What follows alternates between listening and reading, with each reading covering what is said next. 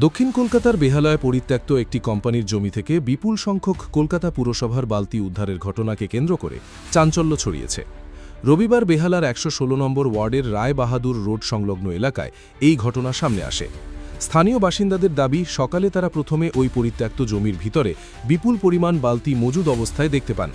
এরপর বিষয়টি জানানো হয় দক্ষিণ কলকাতা বিজেপির সম্পাদক তারক ব্যানার্জিকে। খবর পেয়ে তিনি ঘটনাস্থলে পৌঁছন।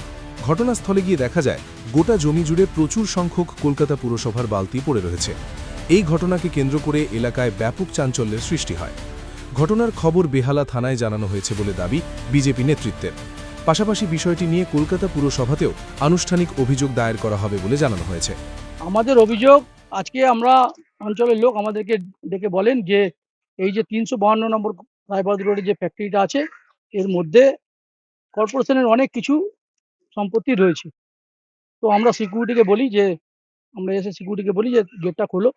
গেটটা খোলার পরে আমরা দেখতে পাই যে এখানে কর্পোরেশনের বালতি, যেটা আবর্জনা ফেলার বালতি, আপনারা দেখিয়েছেন আবর্জনা খোলা বালতি, সেই বালতি প্রায় ৫০,০০০ তো আমরা বলেছিলাম, কিন্তু এখন যা দেখতে পাচ্ছি আমরা, সে লাখের উপরে বালতি নষ্ট করে ফেলে রেখেছে জঙ্গলে।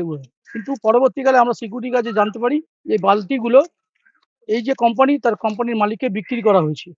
বিক্রি করেছে এই কোম্পানির যারা স্টাফ আছে তারা ব্যবহার করে বলে। সরকারি সম্পত্তি, যেটা সাধারণ মানুষকে ফ্রিতে দেওয়ার কথা, সেই জিনিস বিক্রি হলো কি করে? এটাই আমাদের বক্তব্য, আমাদের জানার আছে।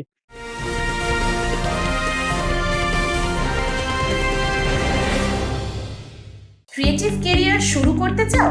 জয়েন করো arena animation Barrackpore. Graphics, motion graphics, animation, VFX, AI সব কিছুই এক জায়গায়। Admission open, call now.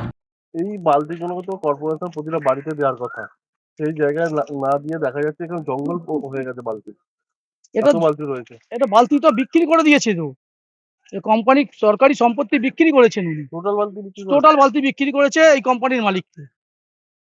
এটা বিক্রি করা কি যায়? না, আর সরকারি জিনিস বিক্রি করবেন কি করে? সাধারণ মানুষকে ফ্রিতে দেওয়ার জন্য কর্পোরেশন থেকে দেওয়া হয়েছিল।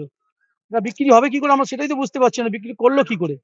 আপনারা অভিযোগ জানাচ্ছেন থানা? আমরা নিশ্চয়ই থানায় অভিযোগ জানাবো এবং কর্পোরেশনে?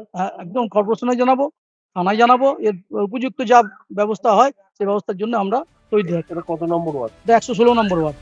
তবে এই অভিযোগের বিষয়ে কলকাতা পুরসভার পক্ষ থেকে এখনও পর্যন্ত কোনো প্রতিক্রিয়া পাওয়া যায়নি।